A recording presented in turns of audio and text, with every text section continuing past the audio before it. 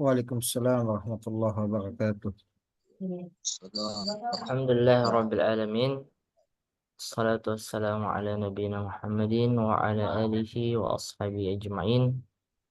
Para pemirsa konsultasi syariah dimanapun Anda berada, Alhamdulillah pada malam hari ini kita kembali dipertemukan berjumpa kita kembali dipertemukan oleh Allah Subhanahu wa taala di program kesayangan kita, program spesial tanya jawab konsultasi syariah terkhusus di malam hari yang berharga ini, yaitu permasalahan muamalah ya bersama asatidzah Dewan Syariah Wada Islamiyah. Dalam hal ini pada kesempatan ini telah membersamai kita Ustadz kita Ustadz uh, Dr. Muhammad Harsha Bahtiar LCMA Fidahullah. Assalamualaikum, kita sapa dulu Ustadz kita. Assalamualaikum warahmatullahi wabarakatuh Ustadz. Ya, Waalaikumsalam warahmatullahi wabarakatuh. Insyaallah, gimana kabarnya Ustadz malam hari ini? Alhamdulillah bi khair. Insyaallah, semoga Allah Subhanahu wa taala senantiasa memberikan eh, perlindungan dan kesehatan kepada Ustadz dan keluarga. Amin ya rabbal alamin. Amin ya Rabb. Dan juga kepada para pemirsa konsultasi syariah dimanapun Anda berada, eh, semoga Allah Subhanahu wa taala memberikan keberkahan kepada kita semua dan untuk keluarga kita. Dan kami menyapa kepada para pemirsa semua, ahlan wa sahlan, selamat datang di program konsultasi syariah Dewan Syariah Wahda Islamiyah.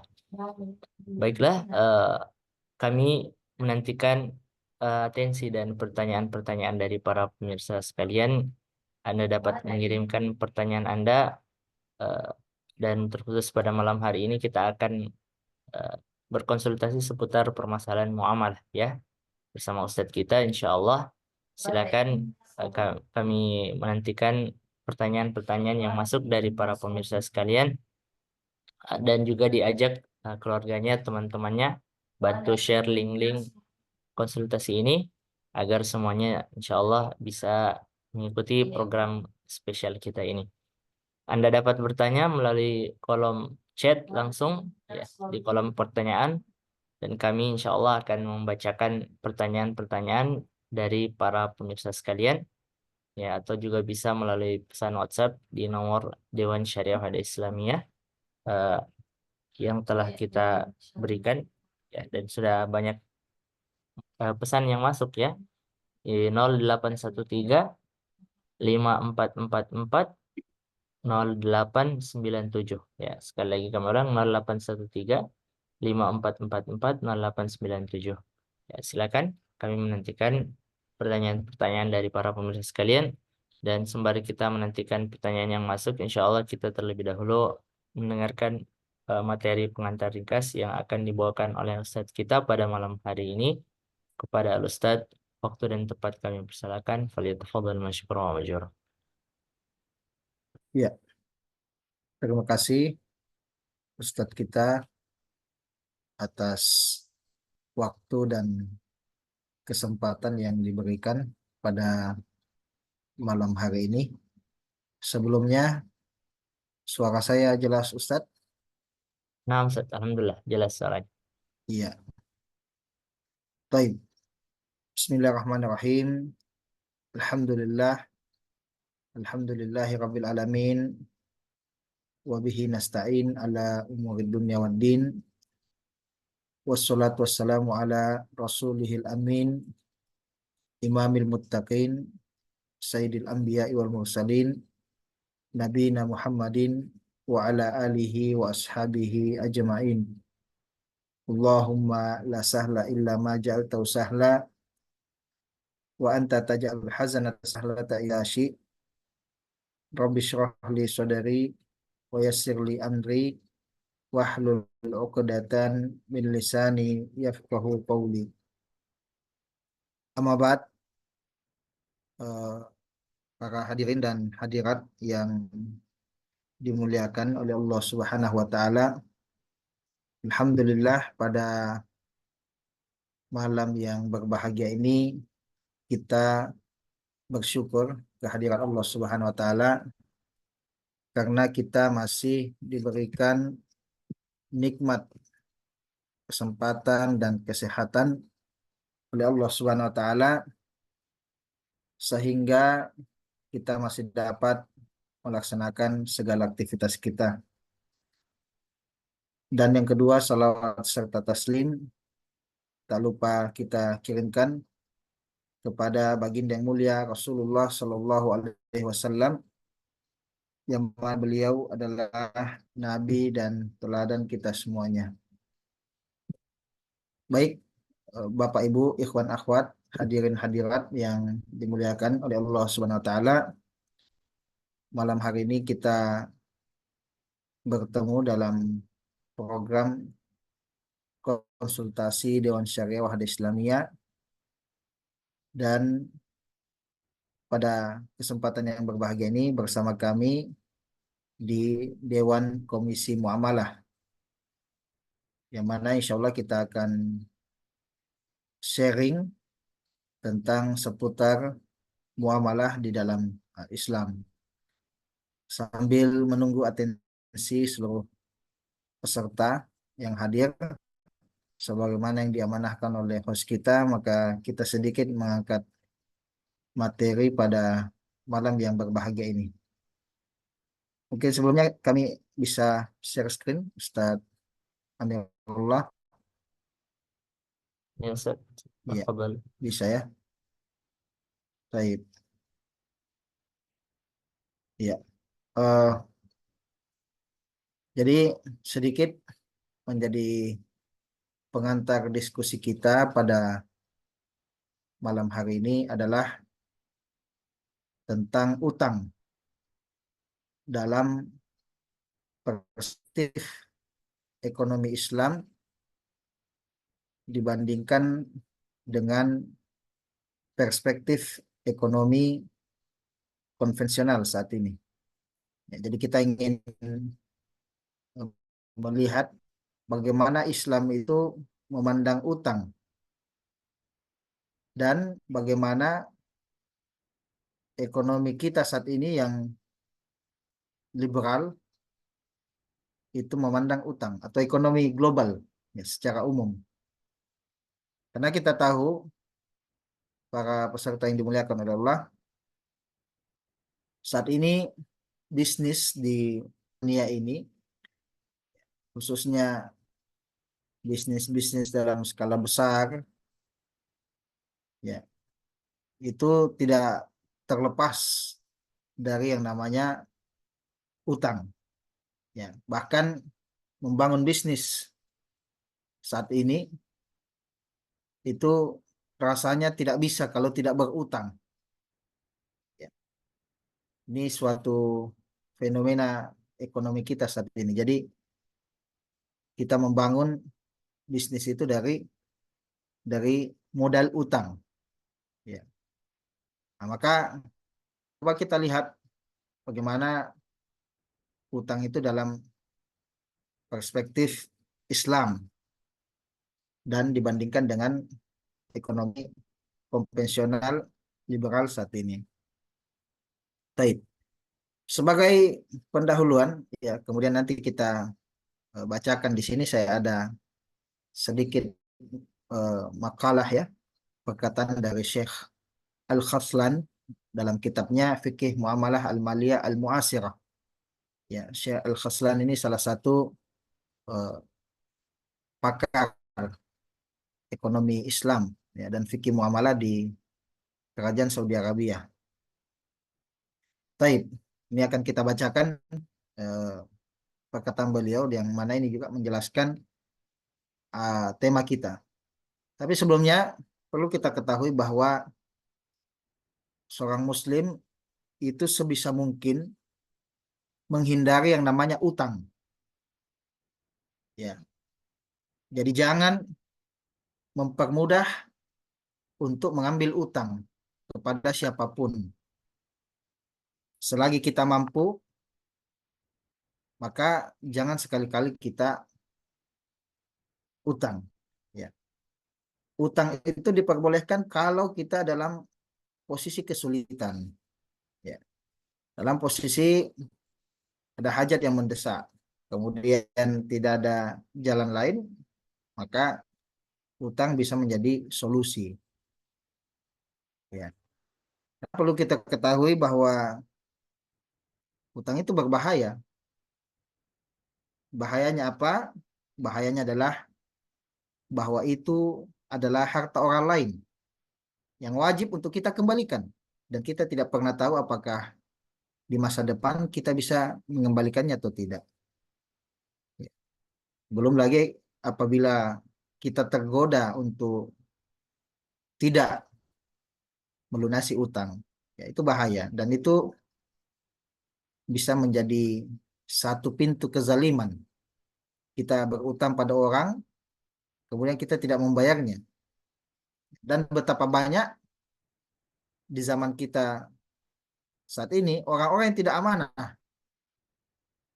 berutang lalu kemudian tidak dibayarkan. Ya, ini dia. Allahul musta'an. Ya, hati-hati ini eh, adalah satu kezaliman kepada sesama muslim, kepada sesama manusia yang bisa berakibat fatal di akhirat kelak. Ya, di mana pahala kita bisa teredus atau terkikis karena adanya hak-hak manusia yang belum kita tunaikan. Bahkan para peserta yang dimuliakan oleh Allah, Nabi SAW itu tidak mau mensolati apabila jenazahnya itu masih ada utangnya. Ya. Ini salah satu semacam indikasi peringatan dari Nabi SAW bahwa hati-hati dengan utang. Ya. Nabi SAW tidak mau mensolati orang yang masih ada utangnya sampai yuqda anhu, sampai dibayarkan, dilunaskan. Ya, jadi ini ini juga sudah masuk view Islam terhadap utang. Jadi tidak dimudah-mudahkan. Ya. Tidak boleh kita dengan begitu gampangnya kita mengambil utang. Ya. Coba kita lihat di zaman kita saat ini. Di zaman kita saat ini, Allahul Musta'an. Coba kita lihat godaan untuk berutang itu luar biasa. Ya. Coba kita lihat dengan kartu kredit misalnya. Ya. Wah, tawaran kartu kredit itu sangat menggiurkan para pemirsa yang dimuliakan oleh Allah. Ditawarkan kartu kredit dengan berbagai macam fasilitas. Ya, diskon-diskon itu di mall misalnya. Kalau pakai kartu kredit, diskonnya 10%. Ya. Atau mendapat kesempatan undian hadiah dan seterusnya. Kartu kredit itu kan utang. Ya, jadi kita belanja dengan kartu kredit yang kemudian itu adalah kita berutang pada bank. Ya, dan nanti kita lunasi dan pada prinsip konvensional, ekonomi konvensional itu berbunga dan itu adalah riba yang dilarang di dalam Islam. Ya. Dan ini ya alhamdulillah kami pribadi tidak punya kartu kredit, tapi menurut orang-orang yang pernah mempunyai kartu kredit atau masih memiliki kartu kredit, godaan untuk belanja itu sangat luar biasa. Padahal kadang barang itu tidak dibutuhkan, tapi karena menggiurkan diskonnya karena memiliki kartu kredit, ya akhirnya belanja, belanja, belanja, belanja, belanja. Ya. Masuk ke Shopee, masuk ke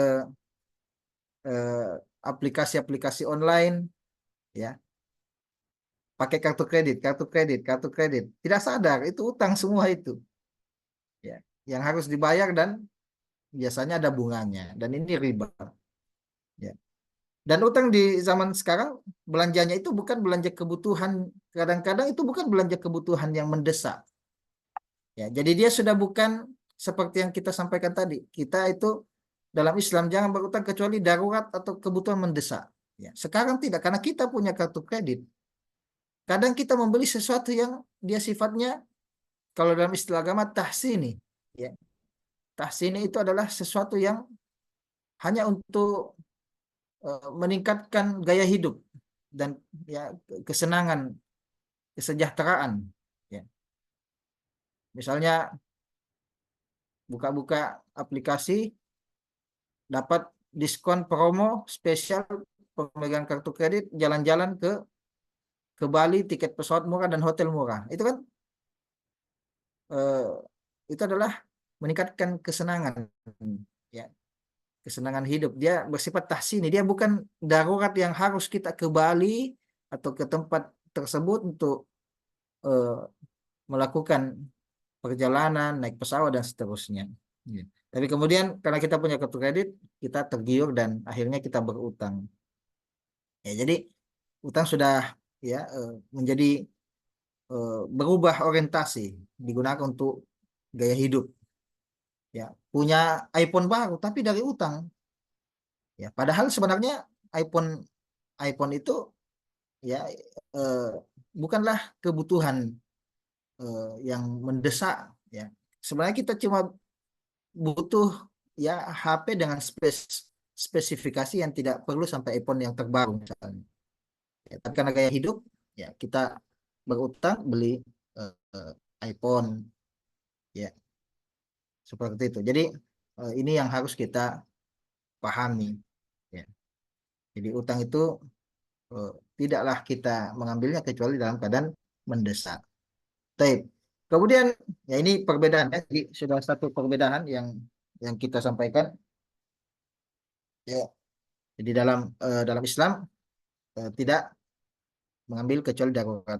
Kemudian di sini dijelaskan juga ya di dalam kitab kita Fikih Muamalat Al-Maliyah Al-Masirah ya, karya Syekh Saleh Al-Khaslan ya. Ya, beliau ini menjelaskan di sini ya yang intinya perbedaan pandangan ekonomi Islam dan ekonomi lainnya konvensional. Seperti misalnya al-qard. Ya, al-qardu ini utang. Wa huwa daf'u malin liman yantafi bihi wa yaruddu badalahu. Ya, jadi utang itu adalah memberikan harta kepada orang yang berutang, yang mana orang yang berutang ini akan memanfaatkannya untuk kebutuhannya, wa yaruddu badalahu. Lalu kemudian dia mengembalikan, ya, dikembalikan. Jadi utang itu harus dikembalikan. Ya, utang tidak boleh ya eh, dibiarkan tanpa dilunasi atau dibayar. Ya, ini kezaliman. Nah, jadi ini tarif utang yang sangat jelas ya. Kemudian di sini perlu kita perhatikan. Fal Islamu yanzuru lil qardi ala annahu min uqudil irfaqi wal ihsan. Walihada fa inna suratal qardi fil asli suratan ribawiyah. Ya. Ini kita garis bawah di sini bahwa Islam itu melihat utang sebagai ukudul irfaq wal ihsan. Akad utang piutang itu di dalam Islam, dalam view Islam adalah akad tolong menolong dan membantu. Ya. Jadi ketika kita memberikan utang kepada orang, sejatinya kita sedang membantunya, kita sedang menolongnya. Dan tadi kita sudah jelaskan dan ini menyambung tadi bahwa orang juga yang meminjam uang dan berutang itu sejatinya adalah orang yang dalam kesulitan dan kesusahan. Ya. Jadi orang ya yang meminjam itu posisinya dalam kesusahan, kesulitan, dan orang yang memberikan ya bantuan utang itu adalah dia sedang menolong, ya, menolong saudaranya yang kesulitan. Ya. Jadi inilah view utang di dalam Islam, yang meminjam dalam keadaan susah dan yang meminjamkan adalah dalam keadaan membantu, ya, membantu saudaranya. Kemudian walihada fa inna surat al-qardi fil asli suratan ribawiyah. Sebenarnya utang itu pada dasarnya adalah eh, transaksi ribawiyah. Ya, kalau kita lebih dalam lagi belajar tentang riba, ya transaksi jual beli uang itu kan harus yadan biyadin, ya membeli uang. Misalnya saya beli real dengan rupiah, itu harus yadan biyadin, harus selesai di majlis akad, tidak boleh ada pentakhiran atau keterlambatan penyerahan uang ini baik dari pihak pembeli atau pihak penjual. Ya, jadi harus selesai di majlis akad. Itu namanya taqabud ya. Dalam transaksi uang, jual beli uang. Pada dasarnya utang sebenarnya adalah jual beli uang. Pada dasarnya seperti jual beli uang, karena saya misalnya meminjamkan kepada fulan 1 juta, ya seakan-akan uang saya itu dibeli 1 juta, kemudian nanti dia bayar 1 juta juga. Ya, itu sebenarnya ya seperti jual beli uang.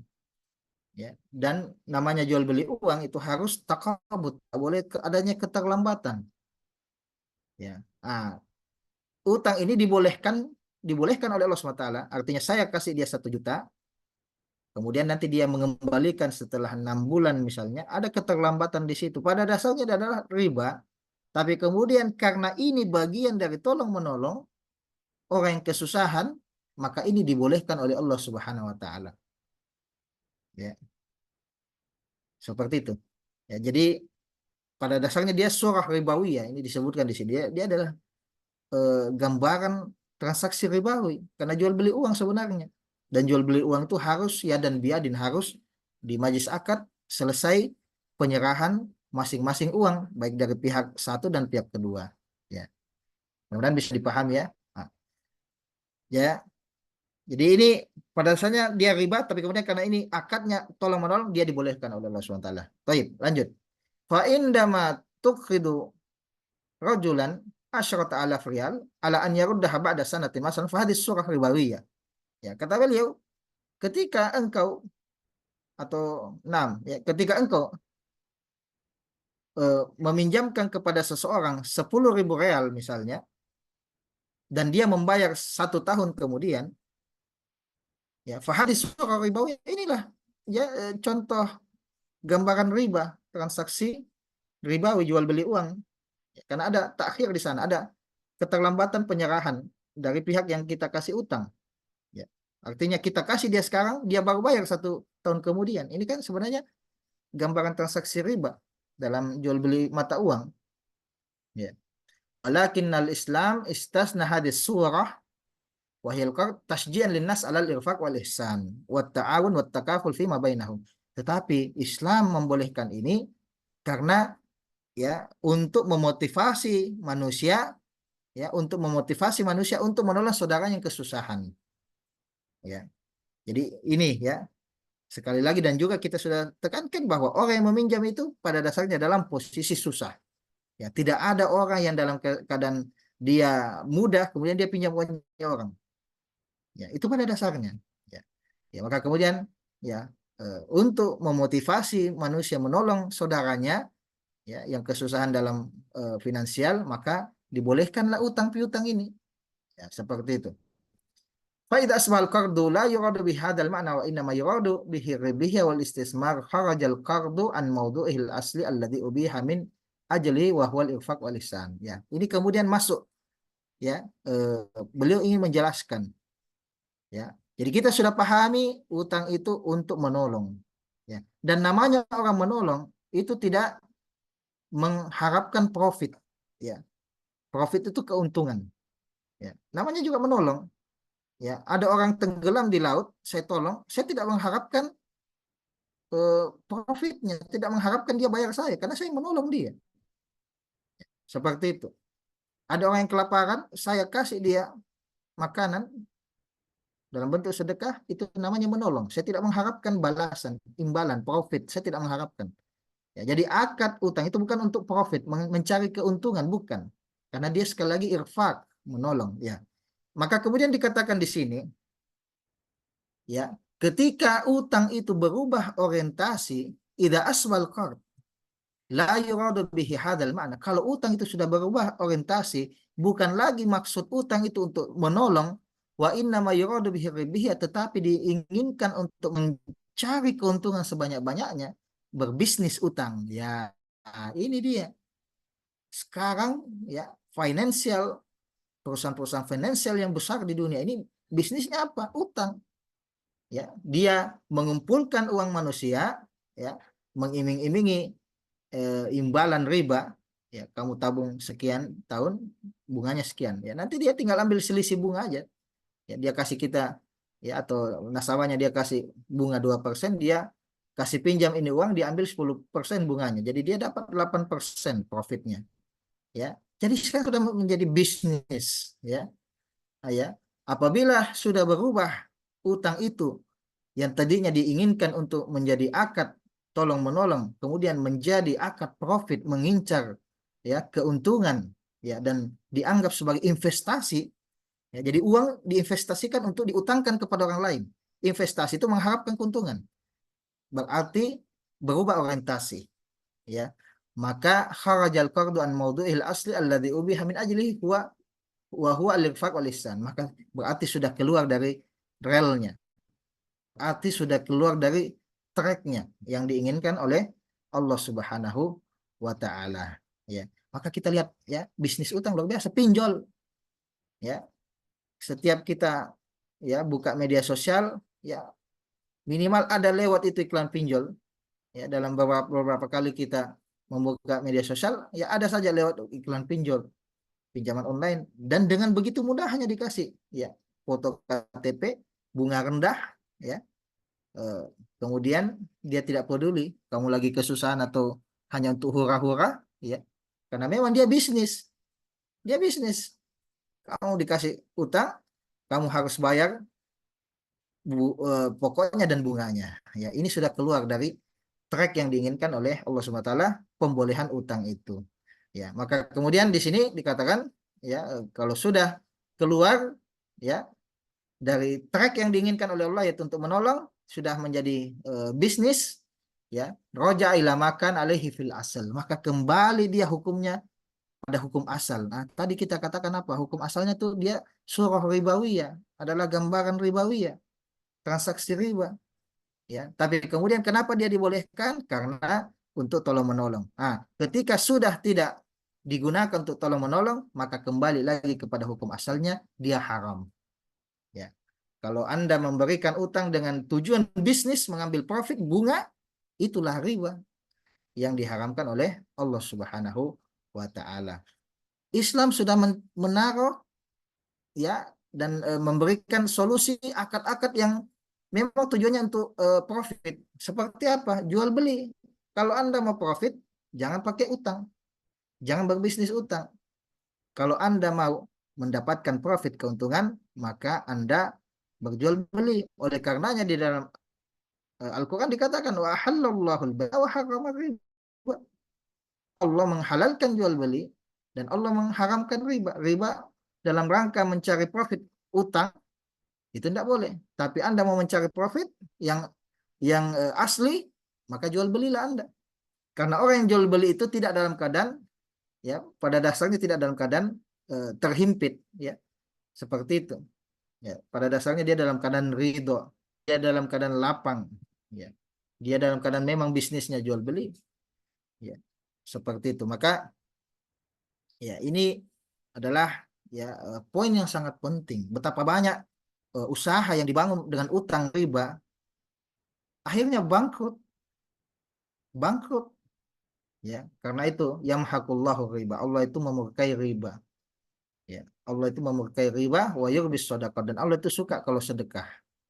Ya, jadi sedekah itu insya Allah bisa meningkatkan, ya, bisnis kita, karena Allah akan mengganti dengan yang berlipat-lipat.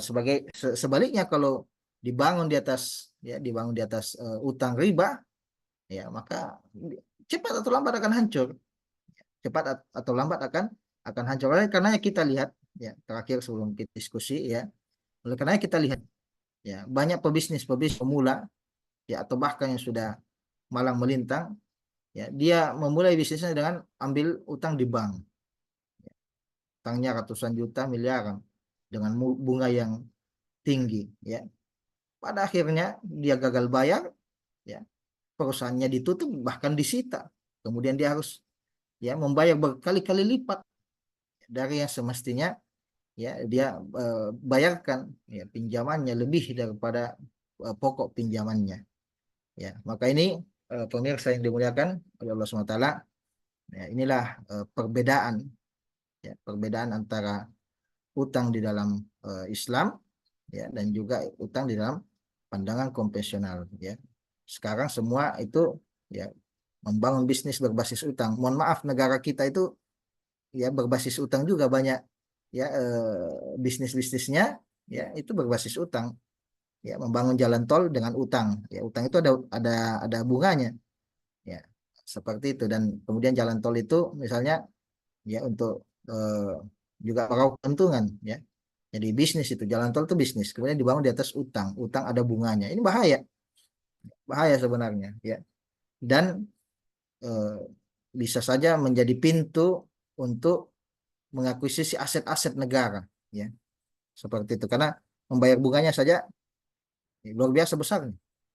Itu maka hati-hati, ya. Oleh karenanya Allah itu mengatakan fa'zanu biharbim minallah, ya, orang-orang yang bertransaksi ribawi, ya, maka izinkanlah berperang dengan Allah dan Rasulnya. Bahaya, ya, bahaya.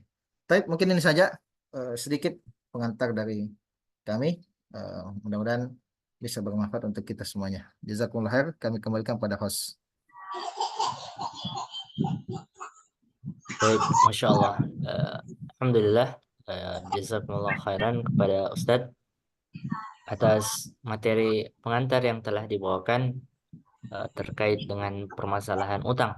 Ya, eh, kita bisa lihat memang di zaman ini di mana fasilitas-fasilitas untuk peminjaman dana ini sangat-sangat mudah ya. Bahkan penuh dengan promosi-promosi seperti diskon dan lain sebagainya ketika di marketplace dan lain sebagainya. Ya, bahkan sebagian mengatakan eh, dalam beberapa aplikasi itu eh, salah klik saja sudah langsung deal hutangnya. Satu kali klik, Ya. ya, itu terjebak di dalam eh, pinjol ya, Intinya pinjaman. begitu mudahnya utang di zaman sekarang, ya.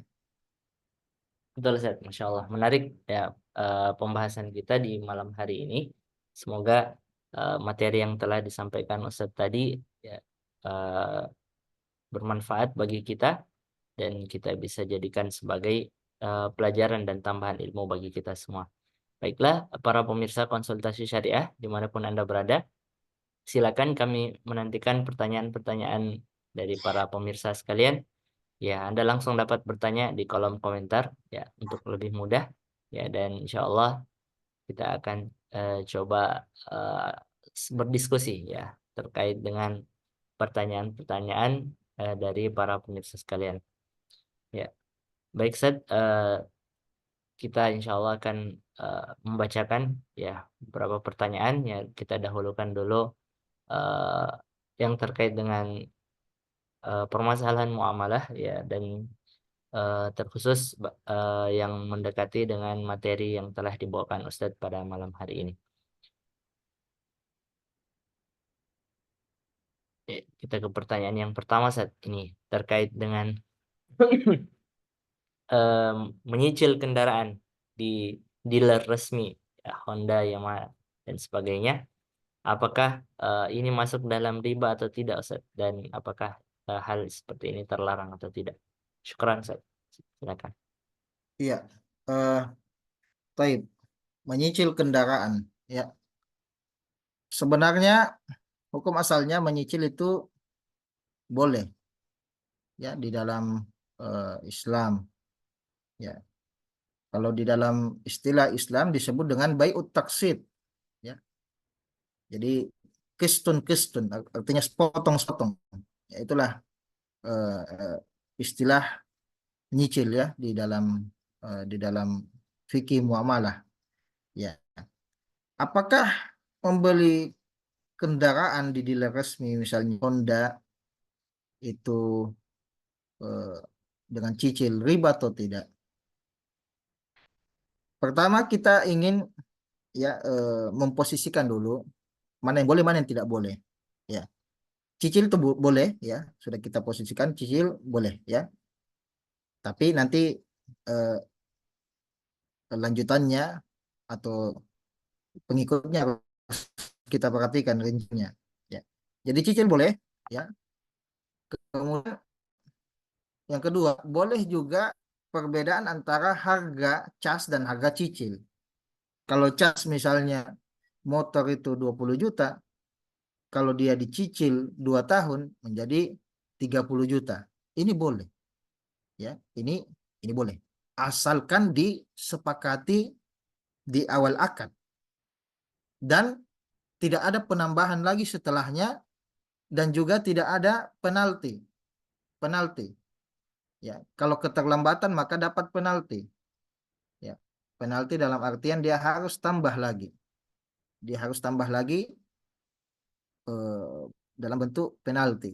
Ya, maka kalau dia sudah masuk pada kalau dia terlambat membayar maka dia mendapatkan penalti, nah itu sudah masuk riba. Ya, tapi kalau dia tidak ada penalti, memang dia sudah di-up. Ya, jadi harga cicil 30 juta, tapi Anda membayar ini harus berdisiplin membayar selama 2 tahun. Ya, ketika ada keterlambatan tidak ada penalti.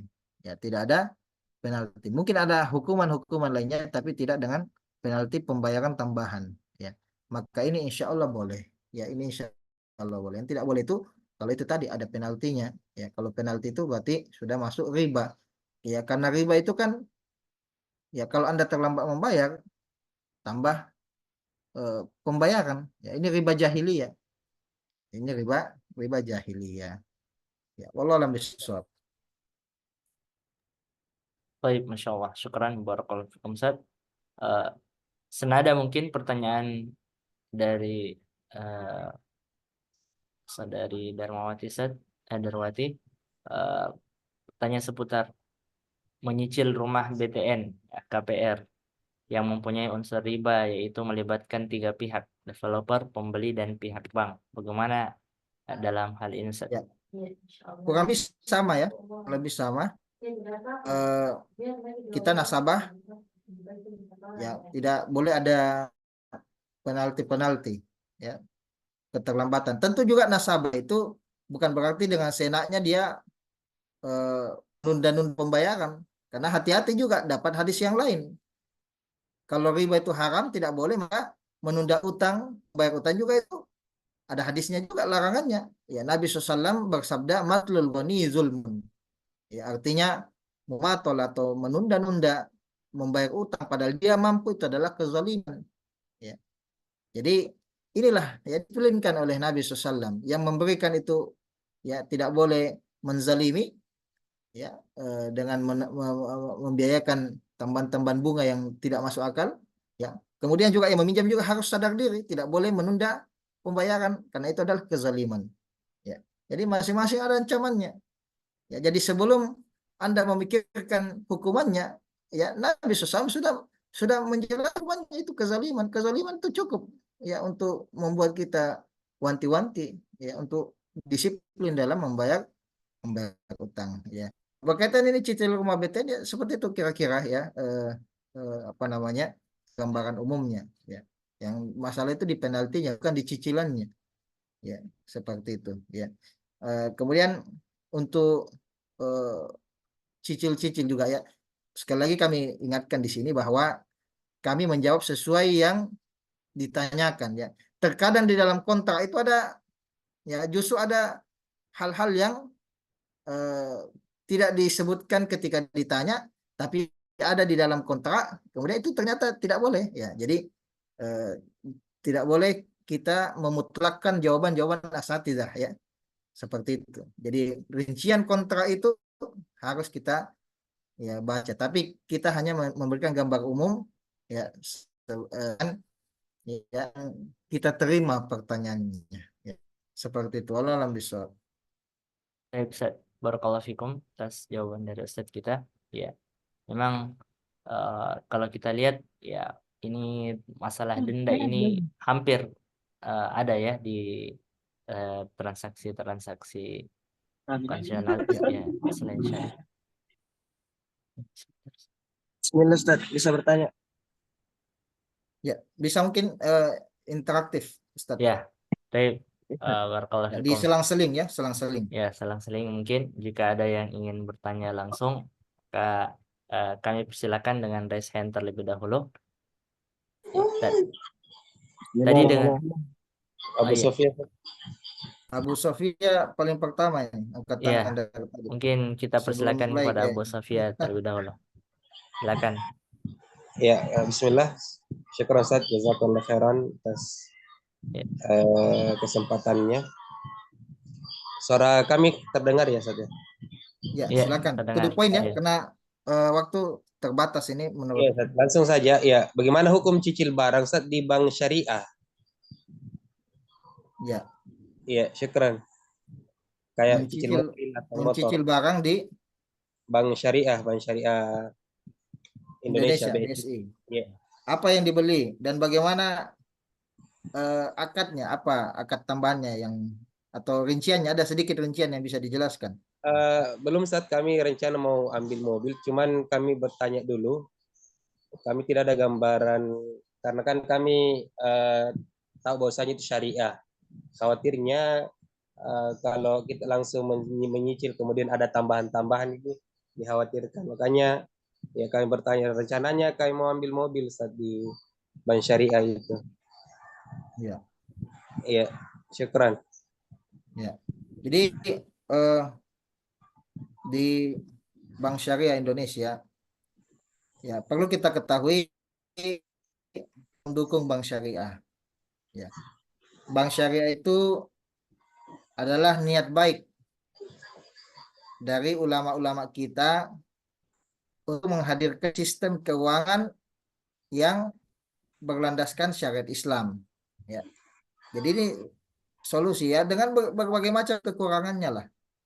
Ya, seperti itu. Tapi perlu kita bank syariah itu landasan utamanya kenapa dikatakan syariah karena menghindari riba. Ya, karena itulah yang membedakan bank syariah dengan bank konvensional. Itu prinsipnya. Ya, jadi kita harus mendukung. Ya, dan kita bersyukur ada nama bank syariah Indonesia misalnya BSI atau bank syariah lainnya. Ya, dan itu diakomodir di dalam negara kita, peraturan negara kita. Ya.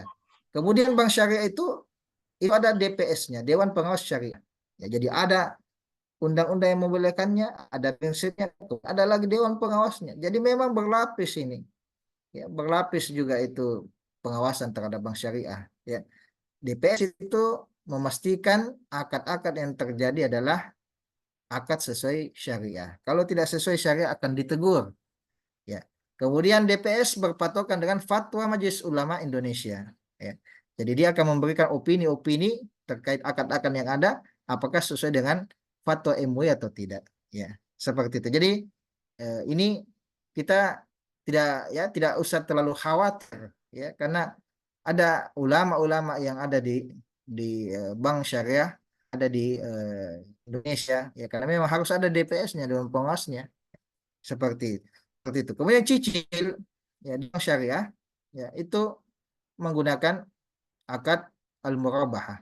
Ya. Biasanya pakai akad al-murabahah. Ya, artinya misalnya kita mau membeli mobil. Kita datang ke bank syariah ya. Maka kemudian bank syariah bertanya, mobil apa yang kamu mau? Ya, mobil ini.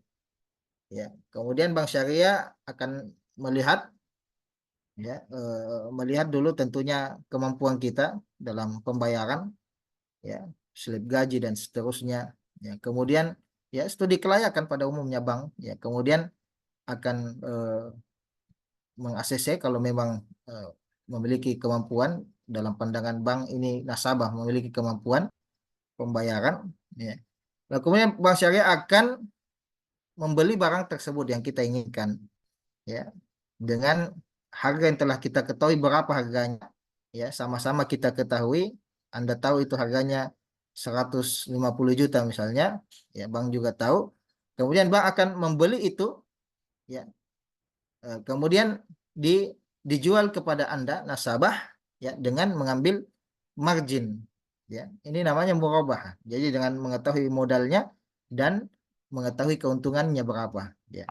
Ini murabah dan ini boleh di dalam Islam. Ya, bank misalnya mengatakan udah, ya, ini sudah kami beli dan kami jualkan kepada Anda dengan cicil. Ya, kami sudah beli cas, ya, dan kami jual kepada Anda dengan cicil dengan harga 200 juta. Ya, jadi untungnya 50 juta di situ, Bang. Ya, 50 juta memang besar, tapi kalau cicilannya 5 tahun, ya, nah, itu terasa sangat ya sangat layak lah ya untuk manfaatnya ya seperti itu. Jadi dia akan jual beli dan dalam jual beli itu boleh mengambil keuntungan ya. Dan bank syariah tidak membebankan eh, penalti ya atau bunga ya. Kadang ada polemik dan ini masih menjadi perdebatan ya karena di masyarakat itu ada ya terkadang ada memang penaltinya ya. Tapi ketika kita pelajari ya dan ini juga ya diskusi-diskusi yang ada ya, bank syariah memang memberikan penalti untuk mendisiplinkan nasabah, tapi perlu diketahui penalti yang dibayarkan itu tidak masuk ke saldonya bank syariah, tidak menjadi miliknya bank syariah. Ya, penalti denda itu dialihkan ke eh, untuk pembangunan sosial, ya, untuk pembangunan sosial. Jadi tidak masuk dalam laporan keuangan pemasukan bank syariah, ya. Jadi bank syariah tetap mengambil misalnya 200 juta akadnya, tetap mengambil hanya 200 juta. Kalau Anda terlambat kemudian dapat denda penalti, ya, dendanya itu tidak akan masuk kepada keuntungan bank syariah karena tidak mengambil profit dari utang, ya. Nah, di mana itu masuk uangnya? Nah, itu masuk ke biasanya bank syariah itu punya lembaga sosial, ya. Dia bersifat otonom, ya. Jadi itu masuk ke seperti itu, ya. Dia punya sayap-sayap ya otonom ya yang mana dia bergerak pada menyalurkan uang-uang penalti ini ke pembangunan sosial, ya seperti itu. Tapi pada akhirnya ya saya mengatakan ya insya Allah ya kalau memang terpaksa harus ke bank ya dan mengambil cicilan di bank syariah ya Allah alam pada dasarnya itu boleh ya.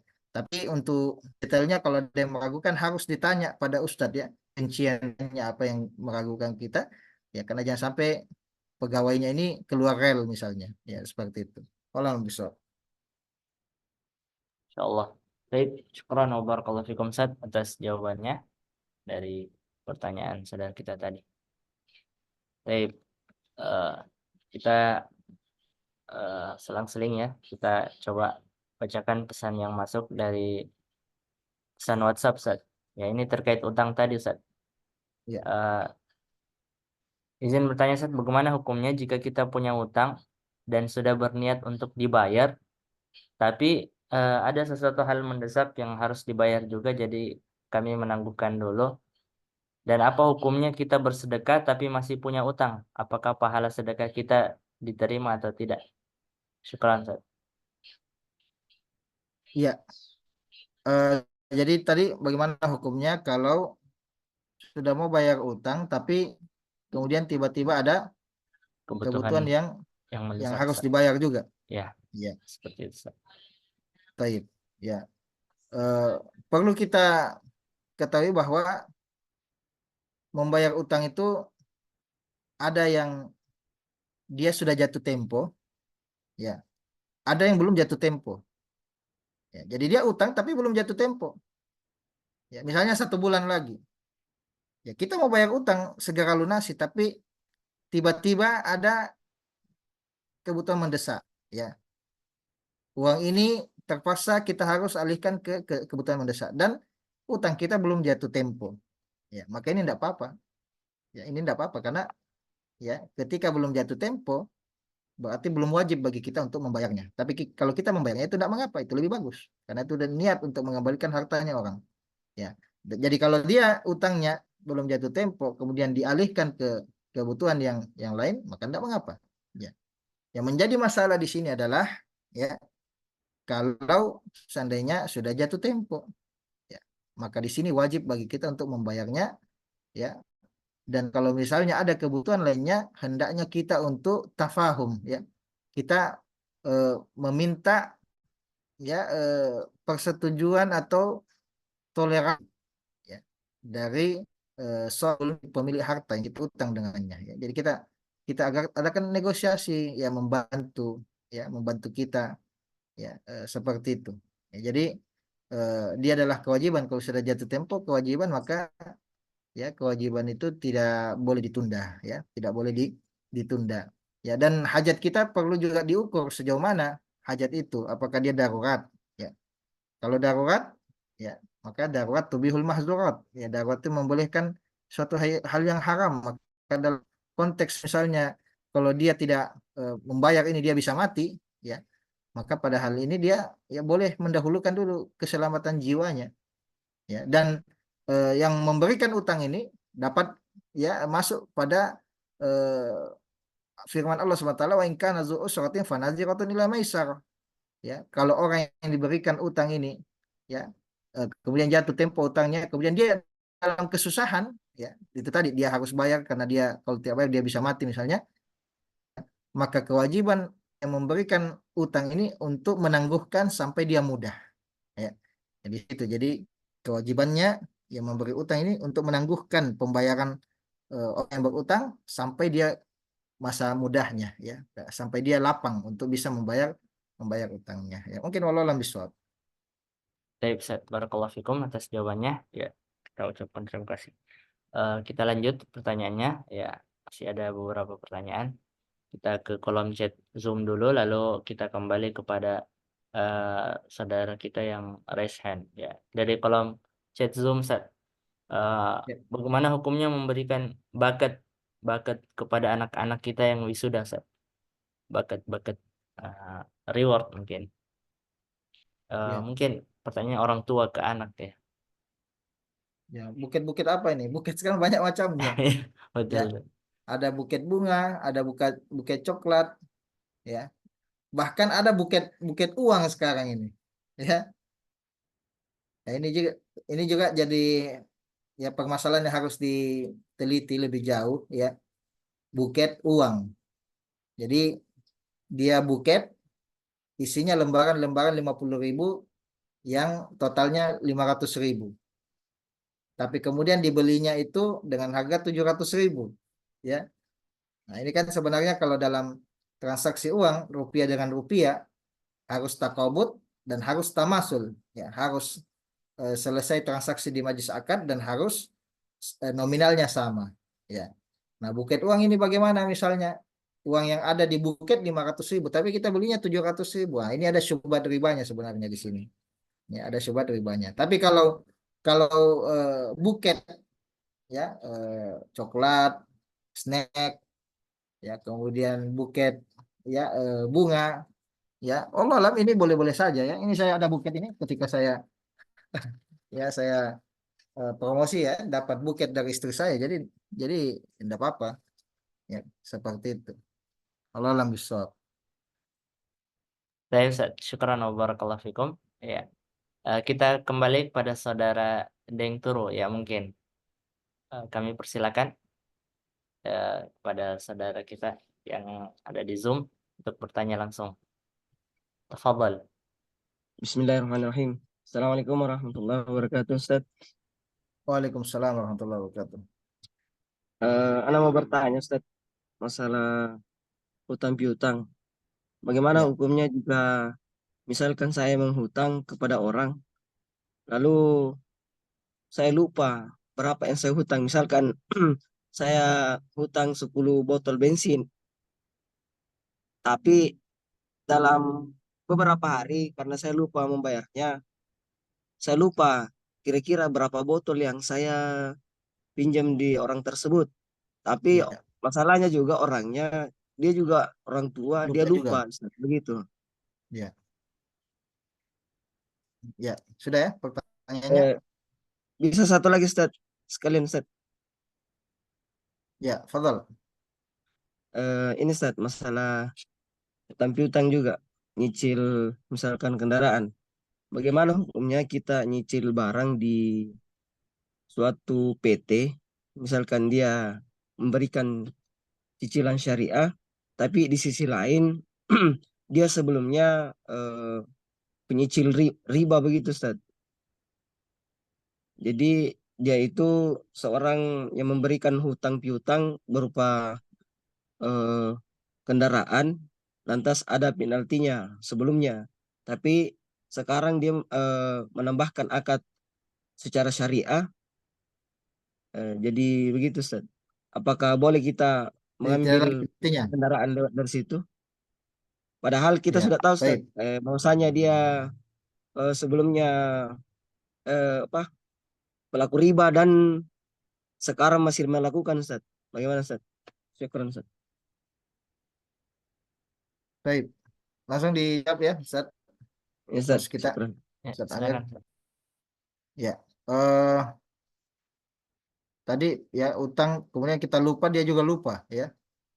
Nah, inilah ya eh, Allah SWT mengingatkan kita dalam Al-Quran. Ya ayyuhalladzina amanu idza tadayantum bidainin ila ajalin musamma faktubuh.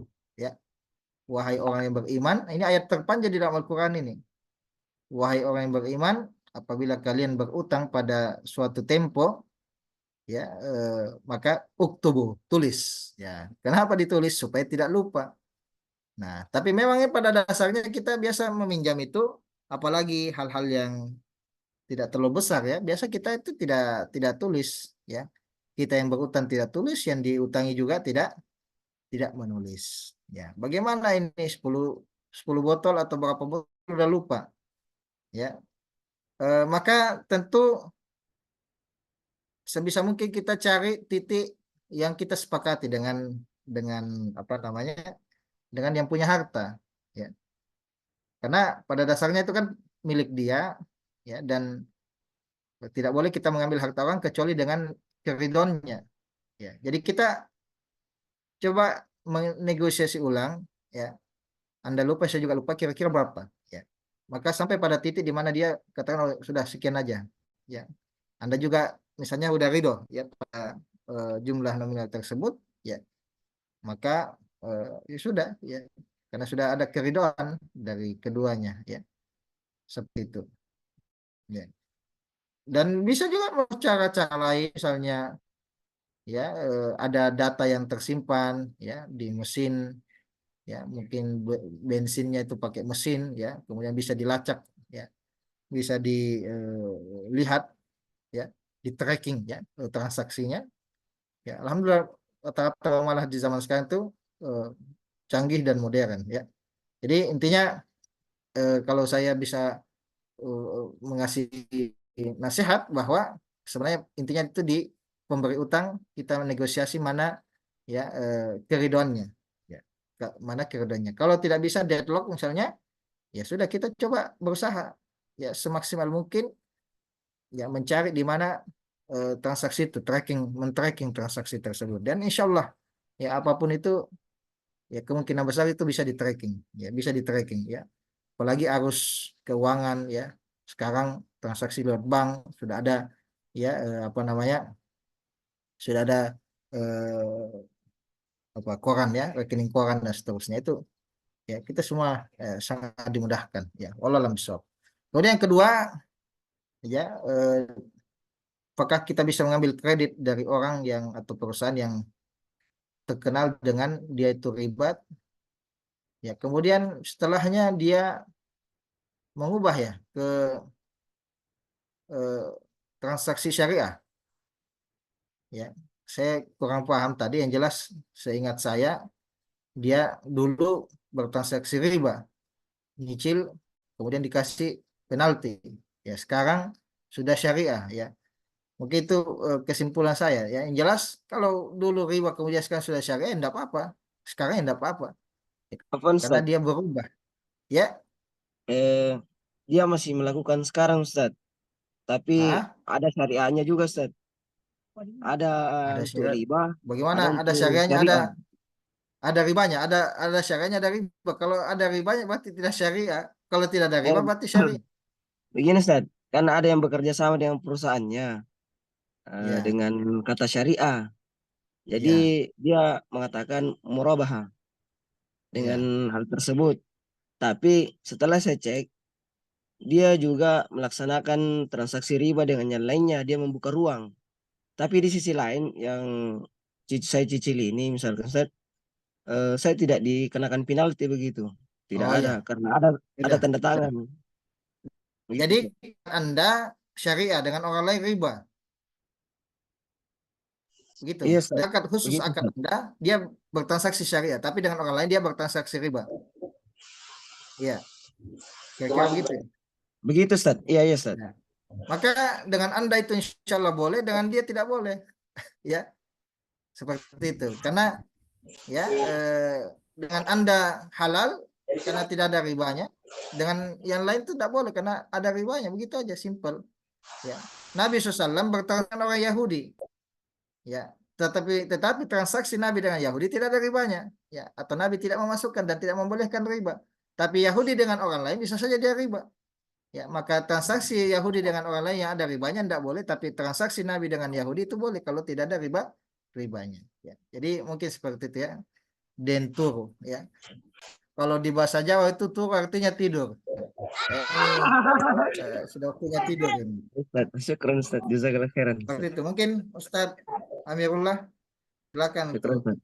ya. Baik Ustaz, Ya. syukran wa barakallahu fikum pada Ustaz kita atas jawaban dari pertanyaan tadi. Semoga jelas ya, jadi pencerahan bagi para penanya. Eh, banyak pertanyaan, ya tolong mic-nya dimatikan.